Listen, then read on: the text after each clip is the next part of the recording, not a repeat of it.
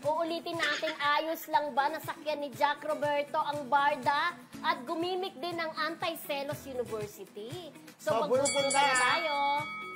Kung sakyan ang Barda, abangan, yes or no, Jack at debate, Jack, debate! Diyos ko, wala pa naman ako sa mo, nagsinisipon ako. Hindi, ate, napansin ko sa iyo, parang may dinaramdam yung friendship namin. Kaya hindi ako masyadong di ba? Bukan boy pa rin. May, So, ang tanong natin, Kuya Roldan, ayos lang ba nasakyan ni Jack Roberto ang Barda at gumimik din ng Anti-Celos University? Oh, yes. Sa akin, yes na yes. Siyempre, di ba? Para mapatunayan talaga na sports siya na talagang wala lang, cool lang, di ba? Na hindi siya apektado sa sa love team ni na Barbie at saka David. Ngayon, huwag na natin gawing big deal yan, no? Oo. Pero kung huwag na natin gawing big deal, kung hindi big deal sa iba, big deal din naman sa iba, sa mga nagsasabing sinasakyan lang daw na ni Jack ang popularity ng Barda para mapansin. So parang parang hindi ayos na parang hindi niya na kailangan makiride on pa kasi Jack Roberto naman siya kahit papaano may mga projects naman siya. So dapat mawala siya dun sa anino ng kanyang girlfriend para mapansin. O yun lang para sa akin hindi niya dapat, kumbaga hindi dapat. Nako, tawag dito. Kasi, tawag dito, ang daming tao kasi na malisyoso. Ang daming mga maldita, ang daming mga mga epal. Lahat sila yan. Kaya ginaganyan nila si Jack. Dapat, kanya-kanya to walang pakialaman. Kung hindi nga sila nakikialam si Jack, hindi nga nakikialam sa sa ginagawa ng Barda So, wag nyo rin pakialaman kung ano ginagawa niya, di ba?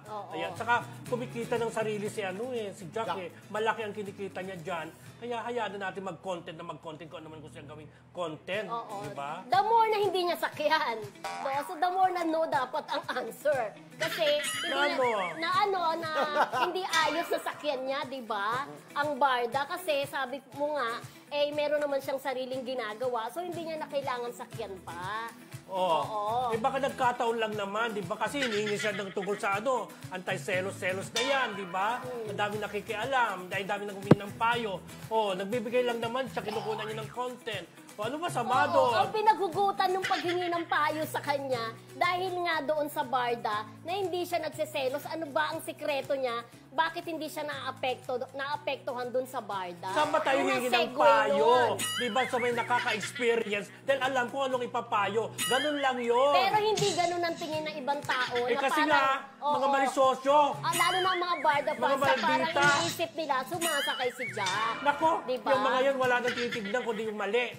So, ang sabi ko niya, sinasakyan niya yun dahil parang no choice siya. Yun ang love team di ba? So, pagbigyan niya. Pero bakit niya sinasakyan?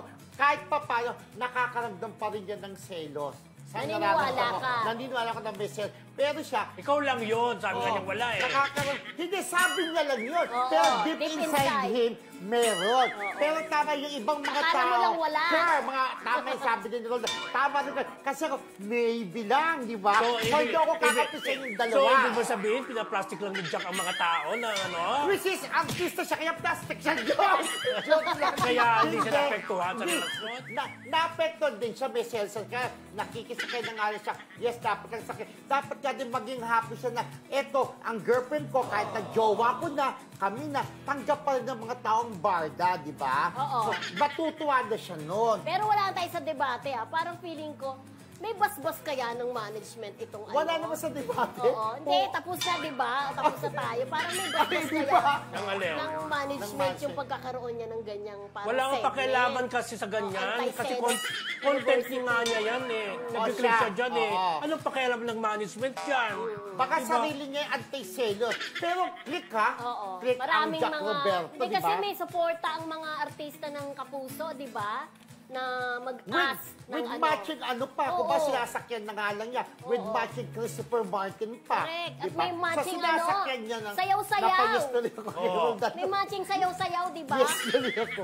Hindi dapat sakyan na lang, no? Parang may pattern kasi.